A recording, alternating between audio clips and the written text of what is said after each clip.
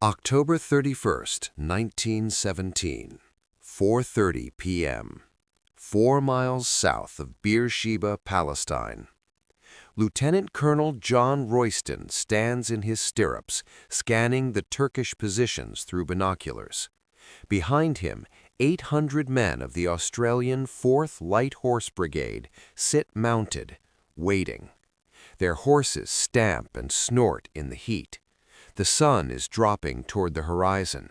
They have perhaps 2 hours of daylight remaining. Ahead, across 4 miles of open desert, lies Beersheba, a fortified town held by Turkish and German forces. Trenches, machine gun nests, artillery positions, barbed wire. 9,000 defenders with clear fields of fire across flat, open ground. Between the light horse and those defenses, nothing. No cover, no concealment, just hard-packed desert that will amplify the sound of hoofbeats and turn cavalry into perfect targets. Royston has his orders from General Harry Chauvel: take Beersheba before dark. The town's wells contain the only water for 30 miles. Without those wells, the entire British advance into Palestine stalls. Tens of thousands of men and horses will die of thirst in the desert. But taking Beersheba means attacking fortified positions with cavalry in 1917. 3 years into World War I, when machine guns and artillery have made cavalry obsolete. The Western Front has proven this brutally. Horses charging machine guns equals mass slaughter. Every tactical manual says this is suicide. Royston knows this. His men know this. They've all heard the stories from France and Belgium. Cavalry doesn't work anymore. The age of mounted warfare ended in 1914 when the first machine gun opened fire on the first cavalry charge. But Royston also knows something the Turkish defenders don't know, something about machine guns, something about horses, a small technical detail that might make the impossible possible. At 4:30 p.m., he gives the order: 4th Light Horse Brigade will advance, at the trot. 800 Australian horsemen begin moving forward, not charging, not yet, just trotting across open desert toward entrenched positions held by 9,000 enemy soldiers. The Turks watch them come. Officers in the trenches smile. Cavalry attacking fortified positions in 1917? The British must be desperate or insane. The machine gunners check their weapons. Artillery crews adjust their ranging. This will be a slaughter. What happens in the next 60 minutes will rewrite every military textbook. The last great cavalry charge in history. 800 men on horses defeating 9,000 entrenched defenders in 1 hour of combat. Not because they were lucky, not because the Turks were incompetent, but because John Royston understood one thing his enemies didn't. Machine guns are designed to kill men on horses. They're not designed to kill horses at full gallop with men on their backs. That distinction will change everything.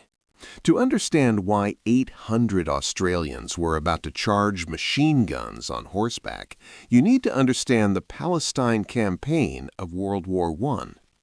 By October 1917, the war had been grinding on for 3 years.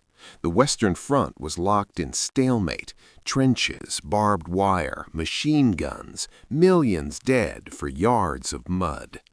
But in the Middle East, the war was different, mobile, fluid, still fought with cavalry. The British Empire was pushing north through Palestine, trying to capture Jerusalem and knock the Ottoman Empire out of the war. But progress was slow. The Turks, advised by German officers, had established a defensive line from Gaza on the coast to Beersheba inland. Gaza had strong fortifications supplied by sea. Beersheba was the weak point, inland, dependent on wells for water. But Beersheba was also the key. Take it, and the entire Turkish defensive line collapsed. Leave it, and the British advance stalled indefinitely. General Edmund Allenby, commanding British forces, planned a deception. Convinced the Turks the main attack was coming at Gaza, then hit Beersheba with overwhelming force before the Turks could reinforce. The deception worked. Turkish attention focused on Gaza. Beersheba's garrison was strong, but not overwhelming. Approximately 4,000 Turkish infantry, 1,000 Arab irregulars, German machine gun detachments, and artillery. Fortified positions, but thinly held. The attack began at dawn on October 31st. Infantry advanced from the south and west. Australian and New Zealand mounted infantry moved around the eastern flank. Progress was steady but slow. The Turks fought well, giving ground reluctantly. By mid-afternoon, British forces had taken the outer defenses but hadn't reached the town itself, and they were running out of time. The wells at Beersheba were the objective. Without water, the British force, thousands of men, tens of thousands of horses, couldn't sustain the offensive. The desert in October is brutal. Temperatures exceed 100 degrees Fahrenheit. Men and animals were already desperate for water. Allenby's plan called for taking Beersheba by nightfall, securing the wells before the Turks destroyed them. It was now 4 p.m. Sunset was at 6:30 p.m. In 2.5 hours, darkness would end offensive operations. The infantry advance wasn't fast enough. They'd fought all day and were exhausted. The Turkish defenses on Beersheba's southern approaches were still strong. Trenches, wire, machine guns. General Harry Chauvel, commanding the Desert Mounted Corps, faced a decision. He had one uncommitted unit, the 4th Australian Light Horse Brigade, 800 men held in reserve 4 miles south of Beersheba. Light horse weren't traditional cavalry. They were mounted infantry, men who rode horses to battle but dismounted to fight. They carried rifles, not sabers. They were trained to use their horses for mobility, not shock action. Chauvel's staff officers looked at the map. 4 miles of open desert, fortified Turkish positions, machine guns, artillery. To reach Beersheba before dark, the light horse would have to charge, mounted, on horseback, against prepared defenses. It was insane. But Chauvel had no choice. Without the wells, the entire offensive failed. He sent the order to Colonel Royston. 4th Light Horse Brigade will attack Beersheba from the south. Objective, the wells. Time, immediately. Royston read the order and understood what it meant. His men were about to attempt something that hadn't worked since machine guns were invented. They were going to charge, mounted, at speed, across open ground, into entrenched positions. Every tactical principle said they'd be slaughtered. But Royston had one advantage the Turks didn't know about. An advantage so small, so technical, that it wouldn't appear in any after-action report. But it would mean the difference between annihilation and victory. 4:30 p.m. Lieutenant Colonel Royston addressed his brigade. 800 men on horses, formed in regimental lines. 12th Light Horse Regiment, 4th Light Horse Regiment. Each man carried a rifle and bayonet. Some had entrenching tools. None had sabers. Light Horse didn't carry them. Royston's orders were simple. We're going to take Beersheba. We'll advance at the trot until we're committed, then charge. Stay in formation. Don't stop for anything. The Turks think we can't do this. Let's prove them wrong. The men checked their rifles, tightened girths, adjusted stirrups. They knew what was coming. Some had fought on Gallipoli. All had trained for years. They trusted their horses, trusted their officers, trusted each other. At 4:30 p.m., the brigade moved forward. 800 horses walking, then trotting across open desert toward Beersheba. No cover, no concealment, exposed. The Turkish positions were clearly visible, trenches running east-west across the southern approach backed by machine gun positions and artillery. Approximately 2,000 defenders in this sector. They watched the approaching cavalry with professional interest. This was going to be easy. At 1,500 yards, Turkish artillery opened fire. Shells burst among the advancing horsemen. Men and horses fell. The formation continued forward. Officers closed the gaps. The trot continued. At 1,000 yards, machine guns joined in. The Germans manning the machine guns were experienced. They'd seen cavalry charges before, or rather, they'd seen cavalry charges fail before. On the Western Front, mounted attacks lasted seconds before disintegrating into chaos. They aimed carefully, disciplined fire, short bursts, aiming for the horses. This is where the technical detail mattered. Machine guns in 1917 were designed to fire at relatively static targets, infantry advancing across no man's land, moving at walking pace. The guns had adjustable sights calibrated for range and target speed. When aiming at cavalry, gunners were trained to aim at the horses, not the riders. A man on a horse presents a smaller, faster-moving target than the horse itself. Doctrine said, shoot the horse, the rider becomes a stationary target. The problem? That doctrine assumed cavalry trotting or cantering, moving at 10 to 15 miles per hour. The Australian light horse were about to move at 25 to 30 miles per hour, full gallop, and the Turkish machine gunners had calibrated their sights for slower-moving targets. At 800 yards, Royston gave the order, charge. The trot became a canter. The canter became a gallop. 800 horses accelerated to full speed. The sound was overwhelming. Thousands of hoofbeats thundering across hard desert, a wall of noise that drowned out everything else. The Turkish machine gunners opened fire. Bullets tore through the air, but the horses were moving faster than the gunners had calibrated for. Rounds that should have hit horses' chests hit the ground in front of them. Rounds aimed at riders passed behind them.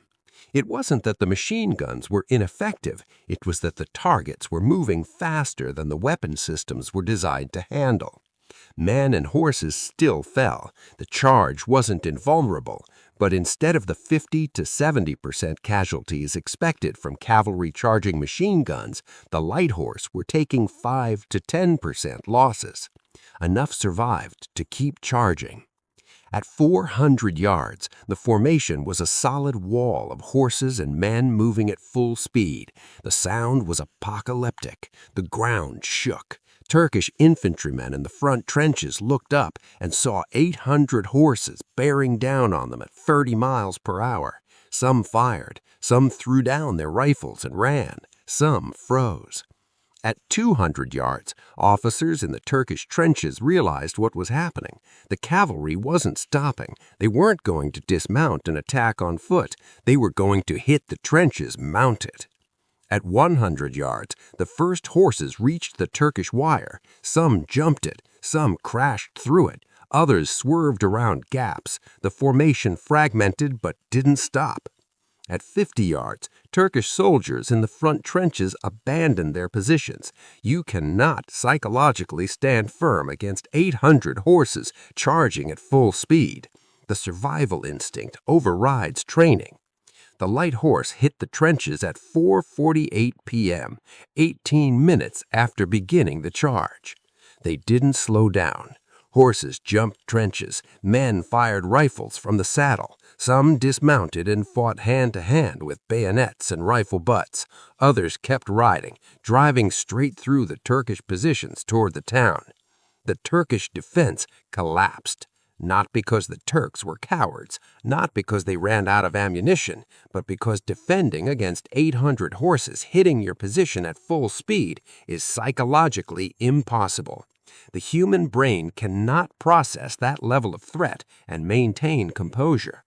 By 5 p.m., 30 minutes after the charge began, the 4th Light Horse Brigade had broken through the southern defenses of Beersheba. Turkish soldiers were retreating into the town. German machine gun crews were abandoning their positions. The defensive line had shattered.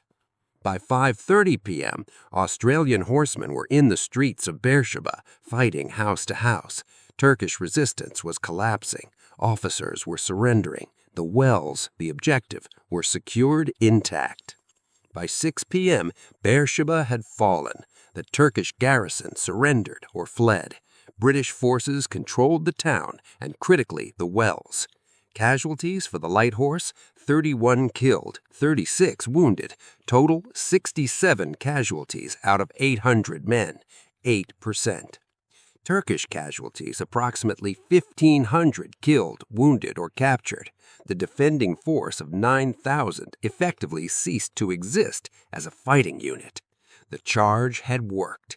Against every expectation, against all tactical doctrine, 800 horsemen had broken through fortified positions defended by 9,000 men and taken a fortified town in 1 hour. It was the last successful cavalry charge in military history. The capture of Beersheba broke the Turkish defensive line in Palestine. Within weeks, British forces advanced north. Gaza fell. Jerusalem was captured in December 1917. The Ottoman Empire's hold on Palestine collapsed. Allenby's offensive succeeded because Beersheba fell quickly, preserving the wells and allowing the advance to continue. If the light horse charge had failed, the offensive stalls. The war in Palestine drags on. Jerusalem might not fall until 1918 or later. 1 hour of combat changed the strategic situation. But the tactical implications were just as important. Military observers from all armies analyzed the charge. How had cavalry succeeded where it should have failed? The British initially credited superior Australian horsemanship, aggressive spirit, and shock action. The Australians were praised for courage and skill. But deeper analysis revealed the technical factors. Speed. The light horse charged at 25-30 miles per hour, faster than doctrine assumed cavalry could sustain over distance. This speed defeated machine gun targeting calibrations. Surprise. The Terps expected the Australians to dismount and fight as infantry. The decision to charge mounted was unexpected. Timing. Attacking at 4:30 p.m. meant the charge occurred with the setting sun behind the attackers, partially blinding defenders. Psychology. The sight and sound of 800 horses at full gallop broke Turkish morale before physical contact. Men cannot stand against that threat. Terrain. The hard desert floor allowed sustained high-speed charges over distance. Softer ground would have slowed the horses. Every factor aligned. Remove any one, and the charge fails. The Germans in particular studied Beersheba carefully.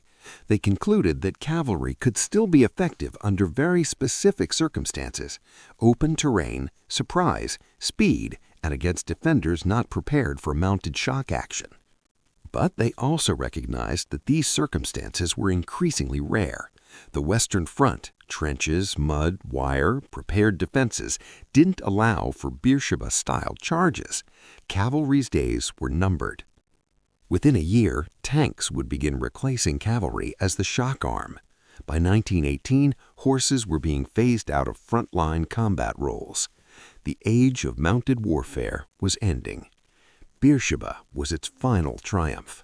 The last time cavalry would break through prepared defenses and win a battle through shock action alone. The Australian light horse were not traditional cavalry. They were bushmen, farmers, stockmen, men who'd grown up on horseback in the Australian outback. Riding wasn't a military skill they'd learned. It was a life skill they'd brought to the army. This mattered at Beersheba. Professional cavalry trained for parade ground formations and controlled charges might have hesitated at 800 yards when the machine guns opened fire. The Australians didn't. They'd ridden through worse: stampedes, bushfires, rough country. Machine gun fire was terrifying but survivable if you kept moving. Lieutenant Colonel John Royston, who led the charge, was 41 years old. He had commanded light horse in the Gallipoli campaign. He understood his men's capabilities and trusted them to execute the impossible. Trooper Edward Dengate, 12th Light Horse, later described the charge. "We didn't think about dying. We thought about riding. Keep your horse straight. Stay in formation. Don't fall behind. The training took over. We just rode." The horses themselves deserve recognition. Australian whalers, crossbred horses known for endurance and temperament, carried men across 4 miles of desert under fire without panicking. Many horses were wounded but continued carrying their riders. After the battle, veterinarians treated hundreds of injured horses. The Turkish defenders fought well under impossible circumstances. They were positioned to stop infantry, not a massed cavalry charge at full speed. When doctrine failed and the Australians kept coming, they did what any rational soldier would do. They retreated. Turkish commander İsmet Bey surrendered the garrison after dark, recognizing further resistance was futile. His forces had been overrun by a tactic no one expected in 1917. The charge at Beersheba became legendary in Australia. It embodied the national self-image, resourceful, courageous, unconventional. The light horse became symbols of Australian military identity. Memorials were built, poems written. The charge was taught in schools as the moment Australian cavalry achieved the impossible. But militarily, Beersheba was an anomaly. It worked because specific conditions aligned that would never align again. Modern warfare, tanks, aircraft, mechanized infantry made cavalry obsolete. By World War II, horses were used only for transport and reconnaissance. Mounted combat was gone. Beersheba stood alone as the final example of cavalry's effectiveness. Military historians still debate whether the charge was brilliant or reckless. Did Royston understand the technical factors that made it work, or did he get lucky? The evidence suggests Royston knew what he was doing. He had observed Turkish machine gun positions during the approach. He had calculated angles and ranges. He understood that speed would throw off their targeting. He chose the moment, late afternoon, sun behind him, deliberately. It wasn't luck, it was tactical judgment based on understanding the enemy's capabilities and limitations.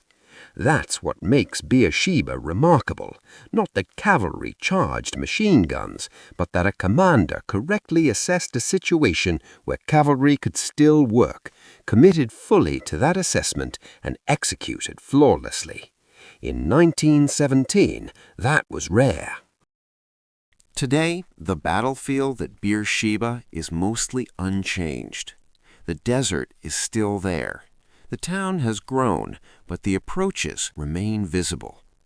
You can stand where the light horse formed up at 4:30 p.m. on October 31, 1917.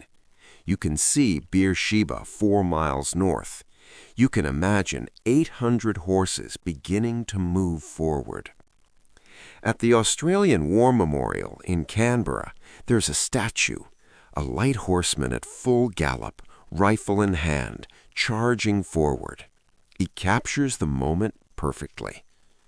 But the charge itself lives on not in statues, but in what it represented, the end of an era. For thousands of years, cavalry had been the decisive arm. From Alexander's companions to Napoleon's cuirassiers, mounted warriors had shaped battles and wars. Speed, shock, mobility, these were cavalry's gifts. But World War I changed everything. Machine guns, barbed wire, artillery, trenches, these made cavalry vulnerable. By 1917, cavalry was dying. Beersheba was its last gasp, one perfect moment when conditions aligned, when a commander understood those conditions, when 800 men on horses could still break through modern defenses. And then it was over. Within a year, tanks replaced cavalry as the shock arm. Within 5 years, mechanization made horses obsolete. Within a generation, cavalry disappeared from modern armies. But for 1 hour on October 31, 1917, in the desert outside Beersheba, 800 Australian horsemen proved that courage, skill, and speed could still overcome firepower. They charged machine guns and won. They did what every manual said was impossible, and they did it knowing it might be the last time cavalry would ever triumph. They were right.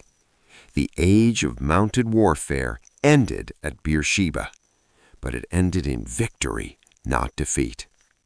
It ended with 800 horses at full gallop, breaking through the line, taking the town, securing the wells. It ended the way cavalry would have wanted, charging forward, refusing to stop, achieving the impossible. One last time.